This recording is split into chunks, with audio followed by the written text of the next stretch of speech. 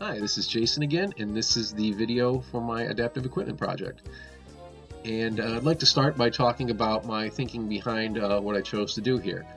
In my fieldwork setting in acute care, what we've been doing is we do a lot of initial evaluations for patients that have come in, and we see all kinds of patients. Some of them have stroke, or they've had surgery on their upper extremity, or lower extremity due to a fracture, or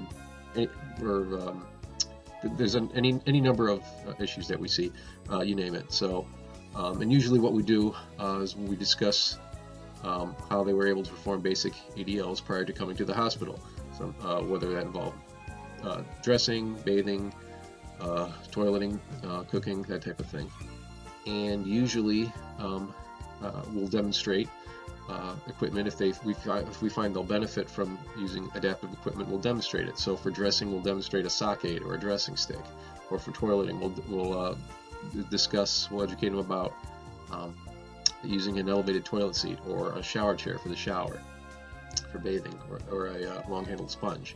But we usually don't discuss too much about cooking or adaptive equipment for cooking. And so I wanted to concentrate on this area.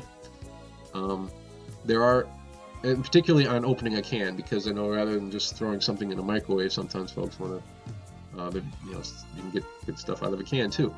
But well, there is adaptive equipment out there for opening cans, pop-top cans. But usually that involves using, that equipment is good for folks that have, a weakness in the hand or arthritis or something along those lines. But usually that involves the use of two hands. And I just was thinking about some of these folks that have had stroke and have their arm in a sling, or folks that who like I said, have had a fracture and their arms in a caster, or for whatever reason they just don't have the use of one extremity, upper extremity. And I decided I thought about coming up with a can opener for folks that only have the use of one arm. And so this is what I came up. Well, I did a little digging online, and I found an idea of making a kind of a stationary can holder, and this is I followed what they did, and this is kind of my finished product. So not the prettiest thing in the world, but it gets the job done. And basically what I've done here is I've cut wood into pieces to make sort of an L shape. I nailed them together. I nailed suction cups onto the bottom to hold it steady on the countertop. And then I used a radiator hose ring clamp to hold the can in place, sort of a larger one. And what's holding it here is of all things, a kind of a curtain string puller, is what I believe the package said. I just nailed that on there.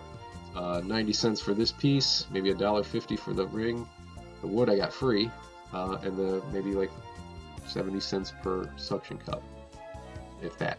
So I'm going to go ahead and demonstrate this for you. In the meantime, while I get set up for this, I'm going to show you some pictures of some of that adaptive equipment for opening cans that we discussed, and then I'll be right back. Okay, see you in a bit.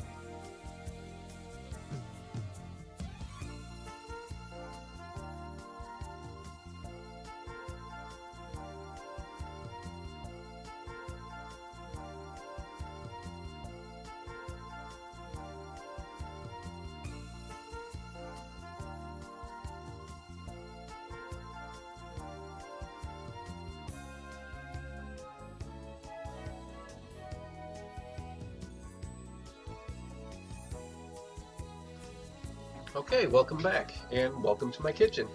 If you go back and look at those pictures at some point, you'll notice that last one is technically a one-handed can opener. That's more for traditional cans, with the kind that need to be cut around the edge. I'm talking about, for the purposes of this project, I'm talking about pop-top cans, like usually like pop cans have that. Because those pose kind of a unique challenge. So why don't we go ahead and demonstrate this? I've got the device secured to the sink here. Suction cups are on there. I've got 5 on here, but I'd probably suggest using 6 or 7. I think you'll get a better hold that way, especially if you're using the small ones like I am. We'll just use the screwdriver to kind of unloosen the clamp a little bit. we'll take our pop can, pop it in there. Tab, make sure the tab is out. Notice I'm doing all this with one hand. Tighten it down so it's secure with a screwdriver. Okay. Make sure the base is still secure. Okay. Kind of adjust the can. And we just, since we already have the screwdriver that we use to tighten the clamp down, we may as well use this to open our can, right? So we'll just take the screwdriver and then jam it in there as far as you can under the tab, and just pull up. There you go. We'll unscrew it.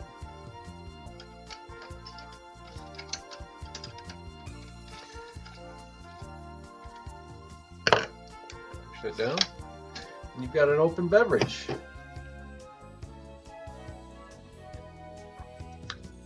That's good.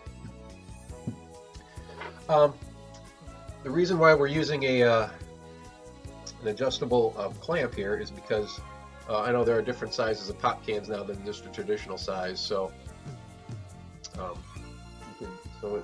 this would need to be adjusted for different size cans or pop cans. But it's not just for pop cans. You can use it for traditional soup cans too, because a lot of those have pop tops now as well. So, and they're of course bigger than a regular pop can, so you would need to kind of adjust it or unscrew it to make the clamp wider. Then you would just pop your soup can in there, and this is a little bit different than a traditional pop can, so you would want the tab facing out when you're opening this, but kind of the same concept. You just jam the screwdriver or whatever you're using under the tab, and then just pull up, just to at least get it started, and then you can kind of take it from there with your hand and just open it like so. I want to thank you for watching my video. I'm going to share with you now in closing some photos of the process of me making this thing.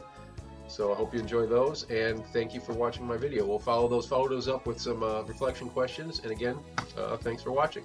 Bye right now.